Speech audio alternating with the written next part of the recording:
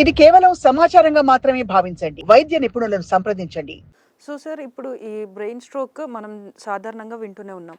ఇప్పుడు కొత్తగా ఏంటంటే బ్రెయిన్ అన్రిజం అన్నదొకటి వినిపిస్తుంది. అసలు ఈ బ్రెయిన్ అన్రిజం అంటే ఏంటి? బ్రెయిన్ అన్యూరిజం యాక్చువల్‌గా చాలా లైఫ్ థ్రెటనింగ్ కండిషన్ అండి. బట్ అవేర్‌నెస్ చాలా తక్కువ. బ్రెయిన్ స్ట్రోక్ అంటే కూడా మనకు చాలామందికి పరిచయం తెలిసి ఉండొచ్చు. బ్రెయిన్ అన్యూరిజం అంటే ఏంటండి, బ్రెయిన్ రక్తనాళాలు. మనకు బ్రెయిన్ రక్తనాళాలు ఉండడమే చాలా డెలికేటెడ్‌గా ఉంటాయి. నాజూగ్గా ఉంటాయి అవి. సో వాటికి ఏంటంటే 3 పొరలు ఉంటాయి యూజువల్‌గా. ఆ 3 పొరల్లో ఒక పొర మందం తగ్గినప్పుడు అది మనకి బల్జ్ లాగా ఫామ్ అవుతుంది. ఇప్పుడు మనకు సాధారణ పరిభాషలో చెప్పాలంటే మనకు సైకిల్ టైర్ కానీ, లేకపోతే వెహికల్ టైర్ కానీ తీసుకుంటే ఎక్కడన్నా అది అరిగిపోయి పల్చగైనప్పుడు అక్కడ మనకు ఒక ప్రొట్రూషన్ లాగా వస్తుంది, బల్జ్ లాగా వస్తుంది. ఇలా సో ఉబ్బుగా ఎందుకంటే అది వీక్ అయిపోయి ఆ ప్రెషర్ తట్టుకోలేక అది ఇట్లా బల్జ్ బల్జ్ అయితే లాగా వస్తూ వచ్చేస్తుంది. So same condition happens in the brain also. బ్రెయిన్లో కూడా దాని గోడలు కనుక ఒక ప్రదేశంలో, ఒక పర్టికులర్ ప్రదేశంలో పల్చగైనప్పుడు అక్కడ బల్జ్ లాగా వస్తుంది. సో దాని ఇంపార్టెన్స్ ఏంటంటే నార్మల్ రక్తనాళం గోడతో కంపేర్ చేస్తే ఇది పల్చటి గోడ.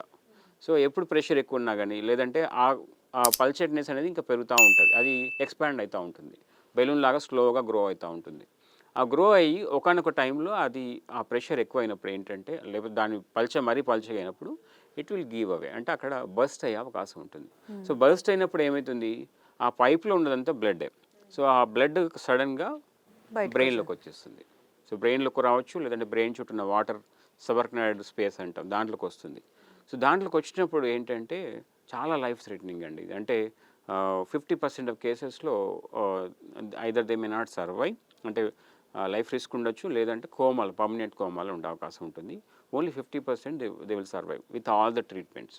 సో దీన్ని ముందే రికగ్నైజ్ చేయడం అనేది చాలా ఇంపార్టెంట్. ఒకవేళ ఇది మనం రికగ్నైజ్ చేసినప్పుడు పేషెంట్ కాన్షియస్ ఉండి ఈ బ్లీడింగ్ అయినా కానీ, మైల్డ్ బ్లీడింగ్ అయితే మాత్రం పేషెంట్ మనం మంచి ట్రీట్మెంట్స్, ఆధునిక ట్రీట్మెంట్స్ అవైలబుల్ ఉన్నాయి దీనికి. దీని ద్వారా పేషెంట్ని మనం త్వరితగతిన కోలుకునే అవకాశం ఉంటుంది ఈ ట్రీట్మెంట్స్ ద్వారా.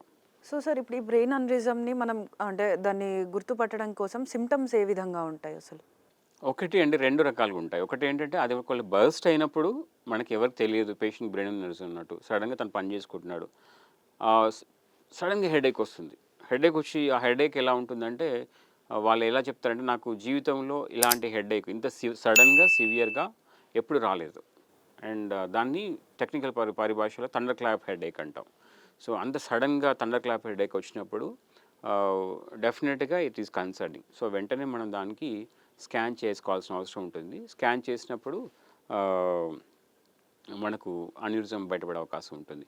సో అది కాకుండా, ఈ హెడేక్ కాకుండా పేషెంట్కి ఇంకేం రావచ్చు అంటే ఫిట్స్ రావచ్చు కొంతమందికి. మైనర్ బ్లీడింగ్ వల్ల ఫిట్స్ లాగా కూడా రావచ్చు అది. కొంతమంది సడన్ లాస్ ఆఫ్ అన్కాన్షియస్నెస్, అంటే స్పృహ తప్పి పడిపోవడం, కొద్దిసేపు పాటు స్పృహ తప్పడం జరగవచ్చు. సో అది కూడా బ్రెయిన్ అన్యూరిజం సిమ్టమ్ అండి. హెడేక్, ఫిట్స్ రావడం, తర్వాత స్పృహ తప్పడం.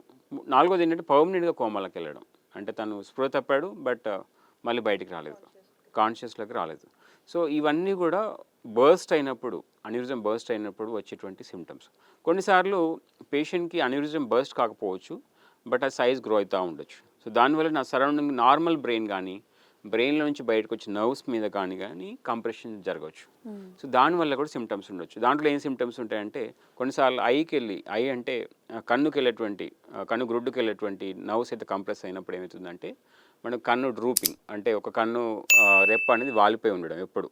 సో అది జరగవచ్చు. లేదంటే కన్ను చూడడంలో కూడా ఇబ్బంది జరగవచ్చు. అంటే ఓవరాల్గా ఒక కన్ను మనకి బాగా పడుతుంది, ఒక కన్ను మనకి అక్షరాలు మొత్తం అంతా మసగ్గా చదవలేకపోవడం, కనపడుతుంది. మసగ్గా అవ్వడం, గ్రాడ్యువల్గా అది పెరగడం. కొన్నిసార్లు ఇంకొకటి, not sudden headache, but slow but nagging continuous headache ఒకవైపు. అంటే అది మైగ్రేన్ హెడేక్ కాదండి, డిఫరెంట్గా ఉంటుంది కొంచెం. సో మైగ్రేన్ పేషెంట్స్ మనం చాలా ఫ్రీక్వెంట్గా హెడేక్ చూస్తుంటాం. బట్ అన్ని మైగ్రేన్ పేషెంట్స్లో మనకి అన్యూరిజం ఉండకపోవచ్చు. కొంతమందికి ఇది బయటపడే అవకాశం ఉంటుంది. సో సైజ్ ఎక్కువ ఉన్నప్పుడు ఆ బ్రెయిన్ చుట్టూ ఉండే పొరల మీద ప్రెషర్ పడడం వల్ల కూడా హెడేక్ వచ్చే అవకాశం ఉంటుంది. కొన్నిసార్లు నడుస్తుంటే తూలడం, ఇలాంటివి కూడా ఈ చిన్న మెదడు మీద ప్రెషర్ పడినప్పుడు, అలాంటప్పుడు కూడా ఇలా జరుగుతూ ఉంటుందండి. సో మనకు సిమ్టమ్స్ కనుక కంక్లూజివ్గా తీసుకుంటే, మోస్ట్ కామన్గా మనకు బర్స్ట్ అయినప్పుడు హెడేక్ వస్తుంది. బర్స్ట్ కాకపోతే కన్నుకు సంబంధించిన సిమ్టమ్స్ ఉండొచ్చు, లేదంటే హెడేక్ ఉండొచ్చు, లేదంటే నడవడంలో ఇబ్బంది జరగవచ్చు. సో ఇవన్నీ కూడా బ్రెయిన్ అన్యూరిజం సిమ్టమ్స్ లాగా మనం కన్సిడర్ చేయొచ్చు.